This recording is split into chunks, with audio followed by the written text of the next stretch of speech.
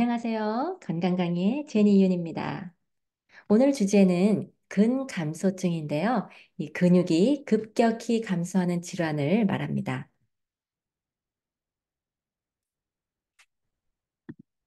우리 몸의 근육은 몸을 보호하는 갑옷이라고도 불리우는데요. 이 근육은 움직이는데 중요한 역할을 담당하고 에너지 저장 역할도 합니다. 근육은 30세에 정점을 찍었다가 이후에 별다른 노력을 하지 않으면 계속해서 감소하게 되는데요. 이렇게 근육이 감소하는 증상을 그냥 방치하게 되면 근감소증이 발생하게 됩니다. 40세 이후로 매년 1%씩 감소하고 50세 이후로는 급격히 감소하기 시작합니다. 60세 이후로는 40%가 감소되고 80세 이후로는 50%인 절반 이상이 감소됩니다. 이 근감소증이 무서운 이유는 단순히 외관상의 변화뿐 아니라 체력 저하, 균형 감각 약화, 낙상 골절 위험 증가 등 여러 가지 건강 문제를 일으킬 수 있기 때문입니다. 포도당을 저장하는 근육이 감소하게 되면 당뇨병, 심혈관 질환이 생길 수 있기 때문에 나이가 들수록 근육을 유지하기 위한 노력이 필수적이죠. 그렇다면 왜 이런 근육 감소가 일어나는 걸까요? 근육 감소의 원인은 여러 가지가 있는데요. 나이가 들면 호르몬 변화가 가장 큰 원인 중 하나예요. 특히 성장 호르몬과 테스토스테론 같은 호르몬의 분비가 줄어들면서 근육 생성이 어려워집니다.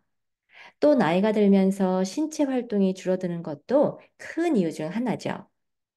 활동량이 적어지면 근육이 자연스럽게 약해지고 줄어들게 돼요.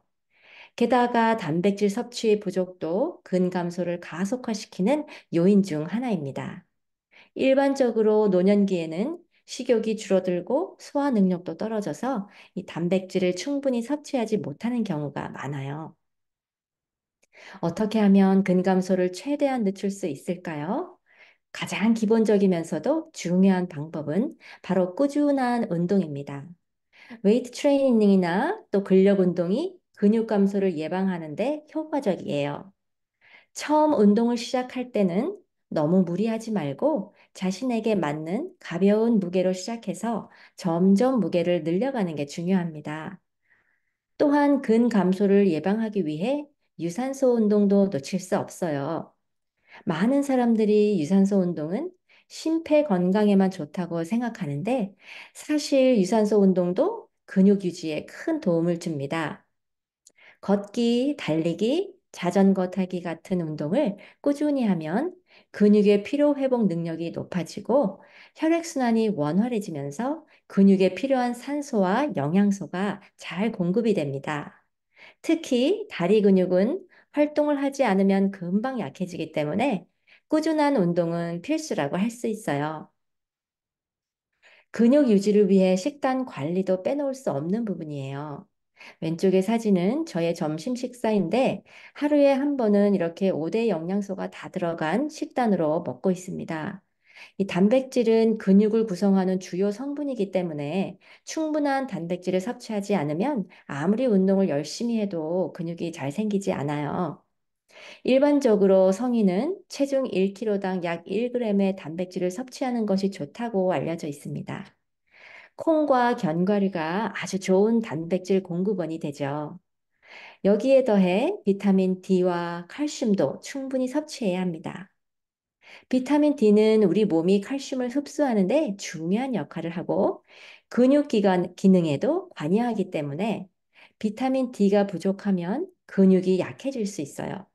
햇빛을 충분히 쬐어주어야겠죠? 또 칼슘은 뼈 건강뿐 아니라 근육 수축과 이완에도 중요한 역할을 하니 녹황색 채소를 통해 충분히 섭취해 주세요. 충분한 수면 역시 굉장히 중요해요. 잠을 충분히 자지 않으면 몸이 피로해지고 근육 회복 능력도 떨어집니다. 우리 몸은 잠을 자는 동안 손상된 조직을 회복하고 새로운 세포를 생성하는데 수면 시간이 부족하면 이 과정이 제대로 이루어지지 않아 근육 성장과 유지에 큰 방해가 됩니다. 적어도 매일 7, 8시간 깊은 수면을 취할 수 있도록 커피나 카페인이 들어간 음료수를 피하고 밤에 일찍 자는 습관을 들이는 것이 중요합니다. 그리고 일상 속에서 활동량을 늘리는 습관도 필요해요. 운동을 따로 할 시간이 없더라도 계단 오르기, 집안일 하기, 가벼운 스트레칭으로 몸을 계속 움직이는 것이 근육 유지에 도움이 됩니다. 앉아 있는 시간이 길어질수록 근육은 빨리 약해지기 때문에 1시간마다 자리에서 일어나 스트레칭을 해주는 습관을 들이면 좋습니다. 제가 오늘 아무 기구 없이 맨몸으로 할 수 있는 가장 효과적인 근력 운동을 소개시켜 드리겠습니다.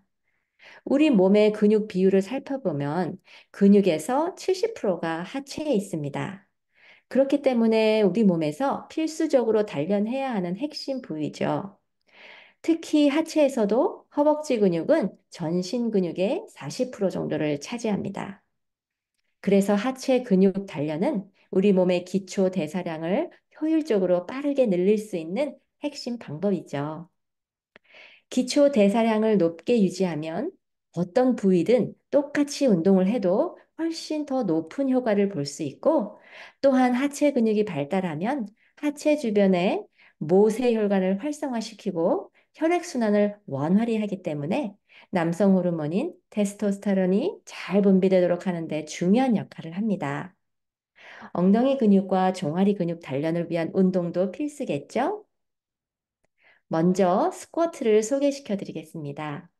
이 운동은 허벅지와 엉덩이 근육을 위한 가장 효과적인 운동으로서 의자를 잡고 하셔도 되고 그냥 하실 수 있으면 의자 없이 하셔도 됩니다. 내려갈 수 있는 만큼만 앉았다가 일어나기를 반복하는 운동인데요. 처음에 많이 못 내려가셔도 괜찮습니다. 꾸준히 하다 보면 점점 쉽게 하실 수 있을 거예요. 근육은 뻐근할 때 증가합니다. 살짝 뻐근할 정도로 운동을 하고 강도를 조금씩 올리면 됩니다. 종아리 근육 운동으로는 발 뒤꿈치를 들었다 내렸다 하는 것입니다. 뒤꿈치를 들 때는 힘을 엄지발가락에 실어서 드는 것이 좋습니다. 하기 힘드신 분들은 의자를 잡고 하셔도 괜찮아요.